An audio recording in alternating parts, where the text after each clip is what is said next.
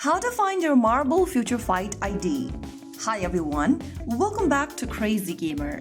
Today in this video, I'm gonna be guiding you through how you can easily find your Marble Future Fight ID for support or account management. First of all, launch open Marble Future Fight on your device and log in.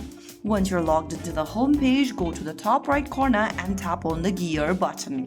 Once you get to the gear button, this will open up the settings menu. Under info, you will see the ID option. Tap the copy button right next to ID to copy your ID, and now you can paste it into another field. You can also write it down in a piece of a paper. It will be needed when you are contacting support or linking your account to another device.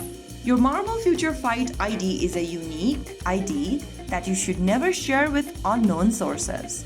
Always provide it exactly as shown when contacting support. So that is how you can easily find your ID in Marble Future Fight in just a couple of minutes. If you found the video helpful, don't forget to like, share and subscribe to our channel. I will be back again in the next episode. Thank you for watching.